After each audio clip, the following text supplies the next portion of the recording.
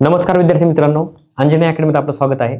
मी विशाल काजळे आणि नुकतंच आयोगाने संयुक्त गट क पूर्व परीक्षा 2026 ची तारीख जाहीर केली आहे. नवीन तारीख आहे. पहिली वेगळी होती, आता वेगळी केली. तर 25 ऑक्टोबरला ही परीक्षा होणार आहे. त्या संबंधित मुलांचे सारखे मला कॉल आणि मेसेजेस चालू आहेत की सर, येणाऱ्या एक्झामसाठी चालू घडामोडीला नेमकं कुठून करायचं आहे, त्याच्यामधले कोणते टॉपिक महत्त्वाचे आहेत, कशावर जास्त फोकस करायला पाहिजे. तर त्यासंबंधी प्रत्येकाला उत्तर देणं शक्य होत नाहीये. त्यानिमित्त मी हा व्हिडिओ बनवतोय आज. आता बघूया संयुक्त गट क पूर्व परीक्षा 2026 चालू घडामोडी स्ट्रॅटेजी 25 ऑक्टोबर 2026 ला हा पेपर होणार आहे. स्ट्रॅटेजीमध्ये काय घ्यायचं आपल्याला, तर डिटेलमध्ये मागच्या आयोगाचे आतापर्यंत 3 जे क्वेश्चन पेपर आयोगाने विचारलेत, म्हणजे राज्यसेवा पूर्व, कंबाईन बी पूर्व परीक्षा आणि सी मुख्य परीक्षा, त्याच्यामध्ये आयोगाने एक वेगळाच पॅटर्न समोर आणलाय. म्हणजे या परीक्षेचा आणि पुढच्या परीक्षेचा काही एक संबंध नाही चालू घडामोडी संबंधित. म्हणजे उदाहरणार्थ राज्यसेवेला त्यांनी एक्झाम डेटच्या आधी 1 वर्षापर्यंत एकही प्रश्न विचारला नाही, जो की आपण सरासरी 1 वर्षापर्यंत व्यवस्थित करतो. एकही नाही. त्याच्या पाठीमागे 3 वर्षापर्यंत आयोगाने डीपमध्ये विचारले. तसंच त्याच्या उलट सेम संयुक्त आता जी ग्रुप सी मेन झाली ना, त्याच्यामध्ये आयोगाने फक्त एक्झाम पासून 1 वर्षाच्या आतले व्यवस्थित विचारलेले आहेत. ठीक आहे. तर मग आता ह्याच्यामुळे मुलं कन्फ्यूज झालीत की ते विचारतात की नेमकं करावं तरी काय करंटला. आता बघूया व्हिडिओ लेक्चरमध्ये डिटेलमध्ये. तर आता हे बघूया संयुक्त गट क मुख्य परीक्षा 2025 चं विश्लेषण बघितलं होतं. ऑलरेडी आपण युट्यूबवर घेतलेले 10 पैकी 9 प्रश्न आपल्याला शिकवलेले आहेत. इव्हन टेस्ट सिरीज मधले डायरेक्ट कॉपी पेस्ट प्रश्न आहेत. ओके. तर आता ही 12 जुलैला एक्झाम झाली होती. आता डिटेलमध्ये सांगण्याची गरज नाही तुम्हाला, डिटेल व्हिडिओ आपल्या युट्यूबवर आहे. तर आता ही 12 जुलैला एक्झाम झाली होती. त्याच्यामध्ये आयोगाने काय केले माहिती का, बरोबर 1 वर्षाच्या आतलं करंट अफेअर व्यवस्थित विचारलेलं आहे. हे 11 प्रश्न आहेत त्याचे एकूण, त्याच्यामध्ये डिटेलमध्ये घेतलेलं आहे. आता तुम्हाला ह्याच म्हणजे परीक्षेहून कळून जाईल की आयोग कुठपर्यंत जाते किंवा काय करताय. शेवटचा प्रश्न होता मार्च 2026 चा शेवटचा प्रश्न, म्हणजे आता लेटेस्ट मधला, आणि त्याच्या शेवटचा एप्रिल 2025 मधला हा प्रश्न होता. म्हणजे एप्रिलचे त्यांनी 4 प्रश्न विचारलेत आणि एकूण 2026 चे 7 प्रश्न विचारलेत. म्हणजे पूर्ण राज्यसेवेच्या विरोधात विचारलं त्यांनी. राज्यसेवेला फक्त 1 वर्षाच्या आतलं काहीच विचारलं नव्हतं, त्याच्या पाठीमागे जास्त विचारलं होतं. तर तुम्हाला घाबरायचं काम नाहीये. आयोगाचा एक सिंपल पॅटर्न लक्षात ठेवा की जो करंट संबंधित आयोग वापरतो प्रत्येक वर्षी, तर तो म्हणजे 3-3चा नियम.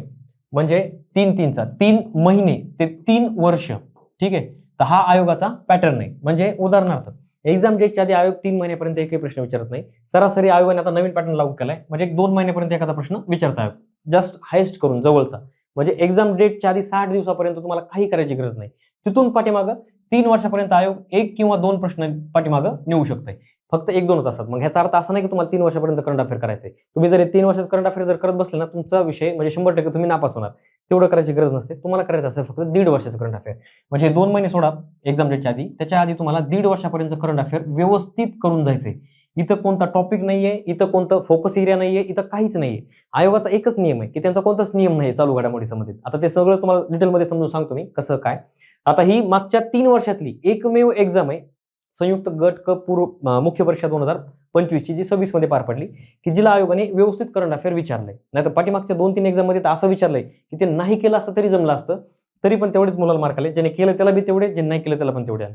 मग ते आउट ऑफ बॉक्स होतं. पण आता आयोगाने व्यवस्थित एकदम जुन्या पॅटर्ननुसार आयोगाने विचारलेलं आहे. आता काय असतं, प्रीला आयोग 3-3चा नियम पाळतं, पण मेन्सला काय असतं, एक्झाम डेटच्या आधी 1 वर्षापर्यंत आयोग विचारतं. आणि बरोबर ग्रुप सीला त्यांनी 1 वर्षापर्यंत विचारलंय.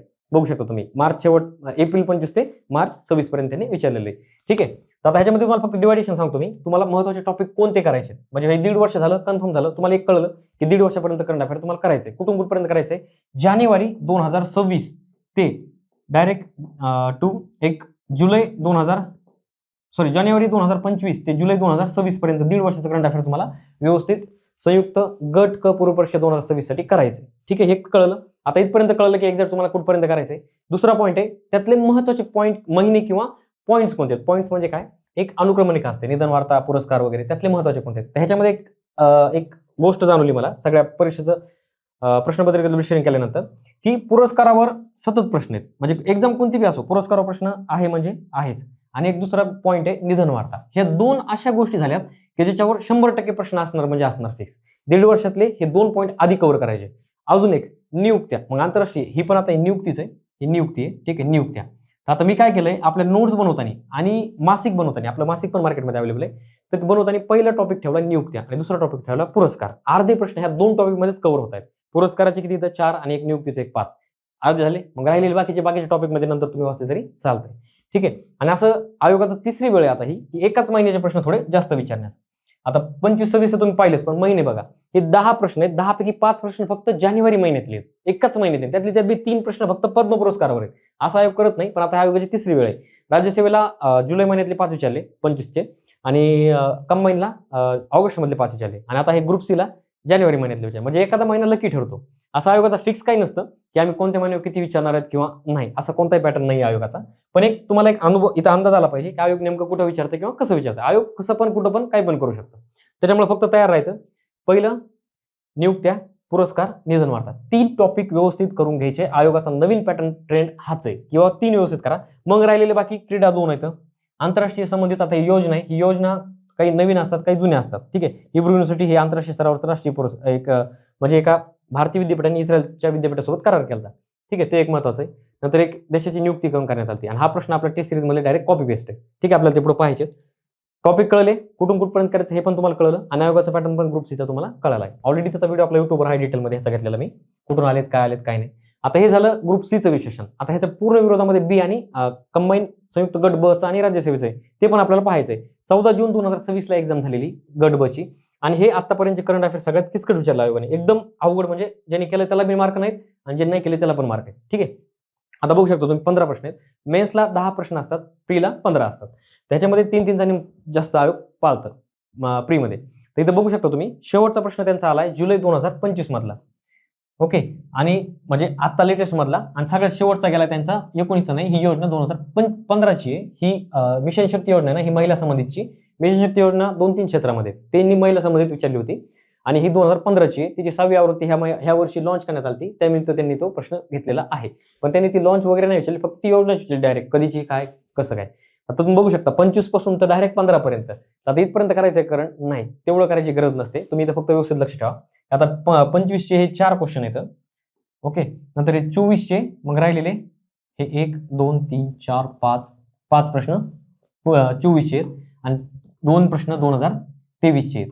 ओके, आणि हे 1 प्रश्न पाठीमागचा तो सोडून द्या. ठीक आहे. 4 5 2 3-3चा पॅटर्न आयोगाने व्यवस्थित फॉलो केलेला आहे कंबाईन ग्रुप बी ला, आणि ही पूर्व परीक्षा आहे, आणि एकदम किचकट विचारले त्यांनी. ह्याच्यामध्ये बघू शकता तुम्ही, मी आता तुम्हाला काय सांगितलं, नियुक्त्या, पुरस्कार, निधन वार्ता, कॉन्स्टंट प्रश्न आहेत, म्हणजे सातत्याने प्रश्न त्याच्यावर. हे बघू शकता, पुरस्कार आहे, ही नियुक्ती आहे, आणि हे निधन वार्ता आहे. हे पुरस्काराचे 2-3 प्रश्न अजून एक्स्ट्रा आहेत. मग तुम्हाला काय करायचंय, हे 3 टॉपिक आधी व्यवस्थित करून घ्यायचे, बाकीचे राहिले तर आहेच आहे. आणि असं महिने तुम्हाला जेवढे सांगितलेत ना, जानेवारी 2025 ते जुलै 2026 पर्यंत करायचंय. आता जून जुलैचं प्रश्न कमी असतील येणाऱ्या पूर्व परीक्षेला, पण तेच तुम्हाला महिन्यानंतर मेन्सला काम येणार आहेत. ओके, तर त्याच्यासाठी तुम्हाला काय करायचंय, निधन वार्ता, पुरस्कार आणि नियुक्त्या, हे 3 पॉईंट व्यवस्थित, आणि बाकीचं तर मग आहेच आपलं जे चालू आहे ते चालू द्या. ओके, हे 15 आहे.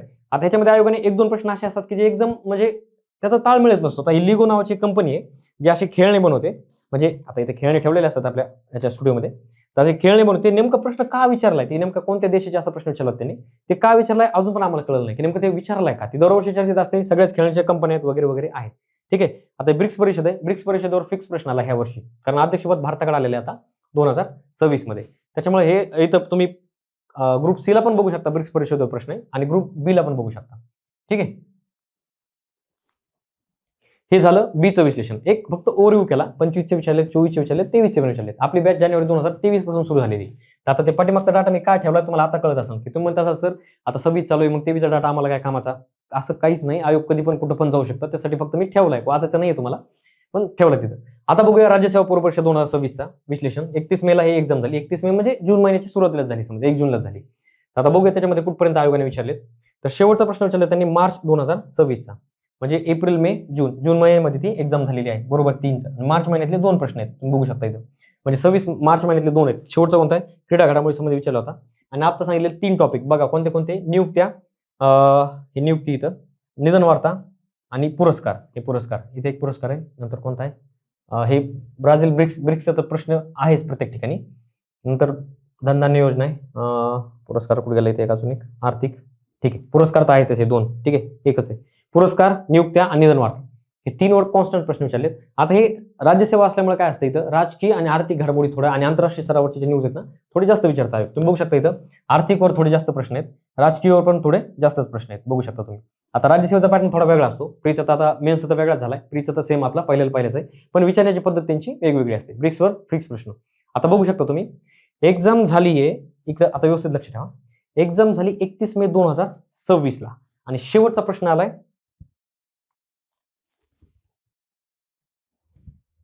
शेवटचा प्रश्न आलाय मार्च 2026 मधला. ठीक आहे, हे एक पण तुम्हाला लक्षात ठेवायचंय. तर ह्याच्यामध्ये बघू शकता तुम्ही 26 चे किती प्रश्न आलेत. हे 2, हे 3, 5 प्रश्न 26 चे. 25 मधले 3, 6, 7 प्रश्न 25 मधले आणि राहिलेले 3 प्रश्न 2024 मधले. म्हणजे बघू शकता तुम्ही राज्यसेवेचा पॅटर्न 3-3चा नेऊन जो सांगतो मी तुम्हाला, बरोबर 3-3 आयोगाने 2-3 प्रश्न पाठीमागं नेऊन ठेवलेले. इतकं करायची गरज नसते, 1.5 वर्ष तुम्हाला व्यवस्थित करायचं आहे. ओके. तर आंतरराष्ट्रीय घडामोडी, चाबार बंदर, राजकीय अभिजित भाषा विचारल्या होत्या, ट्रिक सहित घेतलं होतं. आता राजकीय तांडा ग्रामपंचायत हे फक्त आपल्या पूर्ण महाराष्ट्रात फक्त आपल्या नोट्समध्ये होते तांडा पंचायत. ठीक आहे, डिटेल वाईज घेतलं होतं ऑक्टोबर 2024 मध्ये. असू द्या, असं प्रत्येक वेळेस आपल्या बॅचमध्ये काहीतरी एखादा प्रश्न एक्स्ट्रा असतो मार्केटपेक्षा. एक्स्ट्रा सापडणार म्हणजे सापडणार. ओके. हे नियुक्ती, निधन वार्ता, राजकीय, ते तर तुम्हाला समजून सांगून झाले. हे झाले राजकीय आपल्या राज्यसेवेचे सगळे आलेले प्रश्न. आता तुम्हाला एक्झॅक्ट स्ट्रॅटेजी काय सांगायची किंवा काय करायचं ग्रुप सी साठी, पूर्व परीक्षेसाठी. तुम्हाला एक तर पहिलं करायचंय जानेवारी 2025 ते एक्झॅक्ट जुलै 2026 हे महिन्याचं करंट अफेअर व्यवस्थित करून घ्यायचे. एक्झॅक्ट महिने कळेल तुम्हाला कुठून कुठपर्यंत करायचे. दुसरं सगळ्यात महत्त्वाचा पॉईंट आहे पहिला, पुरस्कार. काही असो, सगळे पुरस्कार 1.5 वर्षातले व्यवस्थित पाठ करून जाणे डिटेलमध्ये. दुसरी गोष्ट आहे निधन वार्ता. सगळ्यात जास्त नंतर निधन वार्तावरच प्रश्न आहेत. 2-2 तरी आलेले आहेत. आणि 3 नंबरला आहे नियुक्त्या. 4 नंबरला क्रीडा घडामोडी. आता क्रीडा घडामोडीवर पण हळूहळू आयोगाने जास्त डीपमध्ये जायला विचार केलेला आहे. सगळ्यात जास्त फोकस करण्याची एरिया हे. आता हे सांगतो कशावरून, तर मागच्या आलेल्या 3 क्वेश्चन पेपरवरून सांगतोय. पण इथं पुढे पण असं असेल काही सांगता येत नाही. पण मिनिमम मागच्या 3 वरून तर आपण अंदाज लावू शकतो की तुम्हाला हे 4 टॉपिक व्यवस्थित करून जायचे आहेत म्हणजे आहेत. ठीक आहे. मग एखाद्या वेळेस काय होतं, दिनविशेषवर एखाद्या वेळेस प्रश्न येतो, दुसऱ्या वेळेस येत नाही. किंवा एखादं पुस्तक नवीन पब्लिश झालेलं त्याच्यावर एक प्रश्न येत होता, आता तो पण बंद झाला. ठीक आहे, असं आयोगाचं काही फिक्स नसतं. एखाद्या वेळेस पुस्तकात 2-3 विचारू शकते. तर आपली ही टेलिग्रामची लिंक आहे, टेलिग्राम चॅनल आहे आपलं. त्याच्यावर आपले दररोजचे अपडेट असतात आणि कोणतीही एक्झाम हो, अर्धे प्रश्न आपल्या टेलिग्रामवरचे असतात, फ्रीमध्ये येते, तसं काही नाही. युट्यूबची लिंक आहे आपली आणि खाली आपली ऍपची लिंक आहे. आपल्या ऍपमध्ये डिटेलमध्ये डाटा आहे, नोट्स आहेत, सगळं डिटेलमध्ये समजून सांगतो तुम्हाला. ते स्कॅन जरी केलं तरी तुम्ही आपल्या ऍपवर जाऊ शकता. अंजनी अकॅडमीचं ऍप आहे आपल्या प्ले स्टोरवर. त्याच्यानंतर तुम्ही डाउनलोड ज्यावेळेस करता मोबाईलमध्ये त्यावेळेस तसा इंटरफेस दिसतो. त्याच्यामध्ये तुम्हाला पेड कोर्समध्ये जायचं आहे. पेड कोर्समध्ये गेल्यानंतर तुम्हाला 3 बॅच दिसतात. एक आपली करंट अफेअर बॅच 2025-26 आहे. ह्याच्यामध्ये जानेवारी 2023 पासूनचा डाटा आहे आणि जोपर्यंत मी जिवंत आहे ना तोपर्यंत ह्याच्यामध्येच अपडेट होत राहणार. हे आपलं मोबाईलच्या सारखं आहे. जोपर्यंत तुमची व्हॅलिडिटी तोपर्यंत तुम्हाला दिसत राहणार, मागचे पण पुढचे पण. आणि संपल्यानंतर परत तुम्ही रिचार्ज करू शकता. ठीक आहे. ह्याच्यामध्ये काय केलेलं आहे, 4 तासामध्ये प्रत्येक महिना कव्हर केलेला आहे आणि 2 प्रकारच्या नोट्स आहेत. आता नोट्स प्रिंट करायची गरज नाही ठेवलेली मी, कारण नोट्स प्रिंट करणं आणि ते महाग जात होतं आणि हँडल करणं पण सोपं नाही वर्षभर. तर मी काय केलं, याची मॅगझिन पण बनवलेली आहे. मॅगझिन मार्केटमध्ये अवेलेबल आहे. जवळच्या दुकानदाराकडे जा, तिथं मागणी करा किंवा ऑनलाईन पण आपल्या टेलिग्रामवर तुम्हाला लिंक मिळून जाईल. आता प्रत्येक महिना कव्हर केला याच्यामध्ये 30 बॅच फास्ट ट्रॅकमध्ये कव्हर केली. कारण काही जणांचं काय म्हणणं असतं की आम्ही जॉब करतोय किंवा आम्ही जुने कार्यकर्ते, तर आम्हाला इतकं फास्टमध्ये घ्यायची गरज नाही, म्हणजे डिटेलमध्ये घ्यायची गरज नाही, आम्हाला फास्टमध्ये घेतलं तरी चालतंय. त्याच्यामध्ये काय केलं, फास्ट ट्रॅकमध्ये तेच कंटेंट फक्त 2 तासामध्ये शिकवलेले, नोट्स वगैरे सगळं तेच आहे. 2 तासामध्ये फास्ट केलेले. आणि 3 नंबरला आपली टेस्ट सिरीज. आणि आपली एकमेव टेस्ट सिरीज महाराष्ट्रातली की जिचे प्रश्नच नाहीत, तर ऑप्शन पण आयोग कॉपी पेस्ट करतो परीक्षेमध्ये. ते दाखवतो तुम्हाला मी आता. ठीक आहे. तर तुम्हाला ह्या 2 पैकी एक बॅच घ्यायची आहे आणि त्याच्यानंतर प्लस म्हणून ही टेस्ट सिरीज घ्यायची. हे टेस्ट सिरीजचे प्रश्न आहेत की जे आम्ही बँकिंग आणि यूपीएससी जे काही डाटा आहे ना त्याच्यातून ते प्रश्न आम्ही काढतोय. आयोग तिथून विचारतं बरोबर. मग त्याच्यामुळे आमचे पण प्रश्न तुम्हाला आयोगाच्या त्याच्यामध्ये दिसतात. ते सांगतो तुम्हाला कोणते दिसलेत. तर बघू शकता तुम्ही. आता हे आपले मासिक आहेत. आत्ताची जी ग्रुप सी मेन्स झाली ना त्याच्यामध्ये हे जानेवारीचं मॅगझिन आहे, त्याच्यातले 4 प्रश्न आहेत. म्हणजे फक्त 90 पेजचं मासिक आहे. त्याच्यामध्ये PYQ म्हणजे आतापर्यंत कोणतंच मॅगझिनने महाराष्ट्रामध्ये तरी मागच्या आयोगाचे क्वेश्चन दिलेले नाहीत, आपण दिलेले. आता उदाहरणार्थ जानेवारीचं मॅगझिन आहे, त्याच्यामध्ये पद्म पुरस्कार आलेले आहेत आणि पद्म पुरस्कार आता 3 प्रश्न आत्ताच्या ग्रुप सी मेन्सला आलेले आहेत. ते आपल्या सगळ्या मॅगझिन मधले. पण त्याच्यासोबतच आम्ही त्या पद्म पुरस्कारच्या खालीच आतापर्यंत पद्म पुरस्कार 10 वर्षात जेवढे प्रश्न विचारले ना त्याच्या खालीच दिलेले आहेत ते. म्हणजे 90 पेजचं मॅगझिन, त्याच्यापैकी 20 पेज हे मागचे PYQ आहेत आणि फक्त 70 पेजमध्ये तुम्हाला डाटा ठेवलेला आहे. जेवढा आयोगाला पाहिजे तेवढाच डाटा व्यवस्थित ठेवलेला आहे. मार्केट सारखं नाहीये की काही कचरा गोळा करायचा आणि विद्यार्थ्याला द्यायचं की बघा हे एवढा डाटा आहे. नाही, प्रॉपर कट टू कट आयोगाला जेवढा पाहिजे तेवढाच. आधी 2023-24 ला डाटा एकदम छोटा होता, कारण तेव्हा आयोगाची तेवढी मागणीच होती की बाबा छोट्यामध्ये आमचं होऊन जातं काम. पण आता आयोगाने थोडं डीपमध्ये जायचा प्रयत्न केला, त्याच्यामुळे आपलं मॅगझिन थोडं वाढवण्यात आलंय. नाही तर आपलं 40-50 पेजमध्ये मॅगझिन आवरलं असतं. ठीक आहे. आपण फक्त तेवढंच देतो जेवढं आयोगासाठी महत्वाचं आहे. ठीक आहे. मॅगझिन आलेत, मे पर्यंत आलेले सध्या. आता सगळे पुढचे येत राहतील. आता मॅगझिनची क्वालिटी, हे राज्यसेवेला विचारलेले 3 प्रश्न आहेत मॅगझिन मधले. बरोबर इथं हायलाईट करायला तुम्हाला जेवढं सांगितलं ना, बरोबर आयोगाने तिथं प्रश्न विचारलेले आहेत. आणि आता जे PYQ सांगत होतो मी तुम्हाला, हे पुढीलपैकी कोणाची नेमणूक जर्मनीचे नवे राष्ट्राध्यक्ष म्हणून झाली 2016चा प्रश्न आहे. आणि राज्यसेवा पूर्व परीक्षा 16 मध्ये विचारलाय, चिलीचे 38वे राष्ट्रपती. तोच पॅटर्न, तेच प्रश्न तुम्हाला एक्झॅक्ट कळलं पाहिजे. हे मागचे PYQ आम्ही का घेतलेत, तर एक्झॅक्ट तुम्हाला कळलं पाहिजे की मागच्या 10 वर्षात आयोगाचा पॅटर्न कसा चेंज झाला, आयोगाने आधी प्रश्न कसे विचारलेत, आता कसे विचारतंय, नेमकं त्याच्यापैकी पाठ काय करायचे तुम्हाला, हे मी सांगण्याआधीच तुम्हाला ते मासिकच सगळं काही सांगून जाईल. ठीक आहे, हे झाले राज्यसेवेचे. आता एक क्रीडा संबंधित पण आता न्यूज जास्त यायला लागल्यात. हे आर्थिक संबंधित एक न्यूज होती. 8वा राज्य विधान आयोग स्थापन करणारं पहिले राज्य. आणि विशेष म्हणजे आयोगाचे कीवर्ड्स पकडायला शिका. हे पहिल्या महिला किंवा पहिल्या घडामोडी असतात ना, आयोग थोड्या अर्ध्या म्हणजे 15 प्रश्न असतील त्यापैकी 7-8 क्वेश्चन पहिल्या घडामोडीवर असतात. ठीक आहे, आता हे बघू शकता तुम्ही, ग्रुप सी ला आत्ता आलेले प्रश्न आहेत आपले, हे जानेवारीच्या मॅगझिन मधले. ठीक आहे, बरोबर जेवढं आयोगाला पाहिजे ना तेवढंच आपण घेतलेलं आहे. हे तुम्ही फोटोमध्ये पाहू शकता. हे सोपेन हुसेन संस्थापक एज्युकेट गर्ल्स, त्यांना time woman of the year पुरस्कार भेटला 2026 ला. त्यावेळेस त्या चर्चेत आल्या होत्या. नंतर आपले सगळे डिटेलमध्ये घेतलेले पद्म पुरस्कार आहेत. पद्म पुरस्कार खाली त्याचे प्रश्न पण आलेले आहेत. तर हे बघू शकता तुम्ही. बॅच विषयी बेसिक माहिती आहे. 2 तासात 2 लेक्चर व्हिडिओ, म्हणजे 4 तासात 1 महिना कव्हर आहे. फोटोसहित नोट्स विदाउट फोटोसहित आहेत. फोटोसहित का घेतलेत मी, ते लवकर लक्षात राहतात आणि भारी वाटतं. डाटा वाचायचा जरी तुम्हाला कंटाळा आला, त्या फोटोमध्ये सगळी माहिती असते. नुसता फोटो जरी बघितला ती न्यूज तुमच्या डोक्यामध्ये छापली जाते. 23 जानेवारी 23 पासूनचा डाटा आहे आणि 26-27 याच बॅचमध्ये येणार आहे. फक्त इथं इयर चेंज होत राहतील, पण हाच एकच बॅच आहे आपली. ही GS नाहीये, ही वेगळी बॅच काढायची किंवा नाही, ही करंट अफेअर आहे. प्रत्येक महिन्यात अपडेट होत राहतं आणि मोबाईलच्या सारखं वाढत राहतं. ठीक आहे, फीस व्हॅलिडिटी 6 महिने, फीस काही ना काही ऑफर चालूच असते. सध्या वारीची ऑफर चालू आहे, घेऊन ठेवा. वॉच टाइम अनलिमिटेड आहे. आता मी स्वतः विद्यार्थी, मला एक्झॅक्ट माहिती की आपला वेळ किती महत्त्वाचा असतो. तर मी काय केलेलं आहे, मी जेव्हा UPSCचं ज्यावेळेस लेक्चर बघायचो ना, त्यावेळेस मी काय करायचो, जेवण करताना बघायचो करंट अफेअरचे, आणि ते अनलिमिटेड असते व्ह्यू. तेच सेम पॅटर्न ठेवला मी. तुम्ही जेवण करताना पण करंट अफेअर पूर्ण करू शकता. दुपारी अर्धा तास, संध्याकाळी अर्धा तास तुमचं करंट अफेअर पक्क होतं. व्हॅलिडिटी 6 महिने 12 महिने दोन्ही पण आहे, तुम्ही घेण्यावर अवलंबून आहे. आता जे सांगत होतो तुम्हाला मी की आपले टेस्ट सिरीज आहे कॉपी पेस्ट कर, ते सांगतो. आता हे बघू शकता तुम्ही की आता हे ग्रुप सीचा प्रश्न आहे हा. 19 ग्रँड स्लॅम एकेरी सामन्यामध्ये 400 विजय मिळवणारा जगातला पहिला टेनिसपटू खेळाडू कोण आहे? तो होता नोव्हाक जोकोविच. तर ह्याच्यामध्ये आयोगाचे ऑप्शन बघा, Roger Federer, Rafael Nadal, Novak जोकोविच. आपले ऑप्शन बघा आणि प्रश्न बघा. नोव्हाक जोकोविच, राफेल नदाल आणि रॉजर फेडरर. फक्त एक ऑप्शन फक्त चेंज आहे, ते सांगतो तुम्हाला. टेस्ट सिरीज का महत्वाची ह्यासाठी. आता मार्केटमधल्या टेस्टमध्ये तुम्हाला असं भेटत नाही, पण म्हणजे टेस्टचा आणि आयोगाचा काही संबंध नसतो दूरपर्यंत, पण आपलं आपोआप आहे, आपण आयोगाची लेवल मेंटेन केलेली आहे. आता हे बघू शकता तुम्ही. 25 ते 29च्या कालावधीमध्ये युनेस्कोच्या मॅन अँड द बायोस्फिअर कार्यक्रमाच्या आंतरराष्ट्रीय समन्वय परिषदेमध्ये निवड करण्यात आली. तो प्रश्न आपण टेस्टमध्ये घेतला होता आणि तोच आयोगात कॉपी पेस्ट आहे. इव्हन आयोगाचे 3 ऑप्शन सेम आहेत, फक्त एक ऑप्शन चेंज आहे. Qatar, Bahrain, Oman. हे बघू शकता तुम्ही, ओमान, बहरीन आणि कतार, ते ओमानची त्याची निवड करण्यात आलेली होती. हे आपला दर्जा आहे टेस्ट सिरीजचा. ओके, घ्यायचंय म्हणून घेतोय असं काही नाही, प्रॉपर घेतोय. टेस्ट सिरीजमध्ये पण प्रश्न आहेत, आपल्या नोट्समध्ये पण प्रश्न आहेत, आपल्या टेलिग्रामवर पण प्रश्न आहेत. ठीक आहे, आपल्याकडे क्वालिटी आहे. मॅगझिन तुम्ही मागू शकता. आता हे ग्रुप सीचे प्रश्न आहेत, आपल्या नोट्समधून आलेले. हे अशा नोट्स आहेत आपल्या, असं शिकवतो व्हिडिओ लेक्चर. ठीक आहे, तर घ्यायची गरज नाही, ऑलरेडी आपलं घेऊन झालेलं आहे. इथपर्यंत होतं. आता तुमच्या प्रश्नांचे उत्तर सगळे आता मी देऊन झालेत असं मी गृहीत धरतो की कुठपर्यंत करायचंय, त्यातले महत्त्वाचे टॉपिक कोणते करायचे आणि आयोगाचा पॅटर्न कसा बदललाय. आता शेवटी ते आयोग आहे, त्याच्यावर काही नियंत्रण नाही किंवा त्यांचा कोणता नियम नाही की आम्ही एवढं विचारू किंवा हे करू, कारण हे 10वी-12वीचा एक्झाम नाहीये, ही स्पर्धा परीक्षा आहे. ठीक आहे, लेवल पण तीच असणार आहे. तर तुम्ही मॅगझिन मागू शकता किंवा आपल्या या व्हिडिओच्या डिस्क्रिप्शन बॉक्समध्ये आपली ॲपची लिंक आहे, त्याच्यावर जाऊन ते ॲप डाउनलोड करा. त्याच्यामध्ये तुम्हाला सगळे डिटेलमध्ये दिसून जाईल. ठीक आहे, भेटूया परत. धन्यवाद.